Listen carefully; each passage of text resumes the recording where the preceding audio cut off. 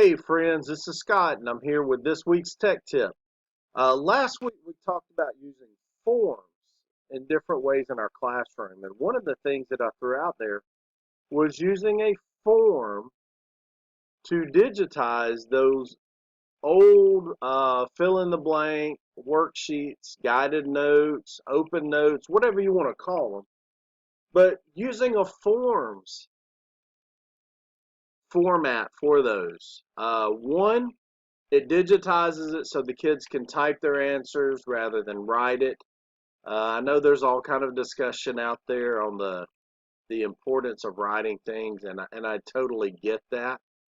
But there are some of these types of worksheets that are going to be just as easy to fill out by typing them in. So what I want to do is just real quick show you a couple of things that I did. On the screen is a worksheet that I used. I have a video for my class that actually takes you through a Ford Motor Company plant as they're building a Mustang. It's a really cool video, actually. But what I did is to keep the students engaged while we're watching this is I just gave them some questions to answer as they watch the video. They come in order. They're pretty simple, but again, my goal here is making sure that they're getting the information out of the video. All I've done is I've added numbers here. I didn't have them numbered on the original worksheet. You can see that down here at the bottom. But I went to the internet. I went to our Microsoft Office. I opened up forms, and I just started retyping this worksheet into a form. How a car is made is the name of the video. As you watch the video from the Ford Motor Plant, answer the following questions. The first question, I changed it. Here it was a fill in the blank. On the form, I made it a multiple choice. The second question is very simply, why is a Mustang's hood made out of plastic, not steel? And again, this is an older video, but for that second one, I might make it a text answer. Pop in my question, always require it. And so now I've got another question. When I preview it, you can see that now my worksheet is actually a form. And I would continue the process going down. I might get rid of this extra 2 here. But I would continue the process going down the worksheet and converting it to a Microsoft form. There's another cool aspect that I like here, and that is if it's just a form, how are students going to be able to see their responses if they're just typing? Because, I mean, let's face it, if they've got a worksheet in hand and they fill it out, they can keep that worksheet and they've got access to it for a future quiz or a test or just to study by. In forms, if you come over here to the breadcrumbs and you go to settings, who can fill out this form? Obviously, I just want to keep it people in our organization. I want to record the name. You can set it where they can only respond one time. These are your options for collecting responses.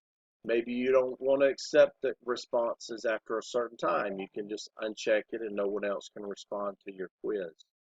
But down here at the bottom, you've got the option to send a notification. This allows you to send an email receipt to the students or to the respondents. In my case, it would be students. And you can also get an email yourself for every response. I never check that button. I do not want my inbox to be blown up with emails.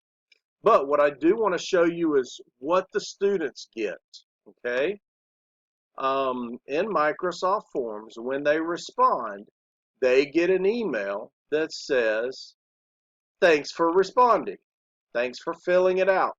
And when I first saw this, I was like, what? That is totally useless. It doesn't give them anything. But if you click on View My Responses, you can see that, oh, I deleted those. Let me preview it real quick. 2 hours. This is a bad answer, but I'm going to put it in there. Send me an email, submit it. My response has been submitted. Now remember, we're in Microsoft Office here at work, so the responses come straight to us. So I open up my response from them, and when I view responses, notice how quick that was. I can see exactly what my answers were. I can screenshot this. I can save this. I can just, as long as I keep that email, I've got my responses.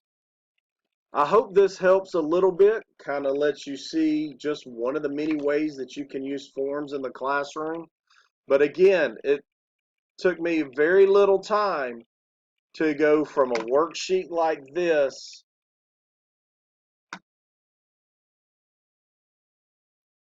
to a forms document like this. I hope this helps. If you need any help with ideas or things to do in your classroom with technology, shoot me an email. Let me know what's on your mind. Thanks, guys. Have a great day. Hey guys, thanks for watching today's edition of Tech Tips with Mr. Reese. Don't forget, subscribe down below and share it with your friends. Bye.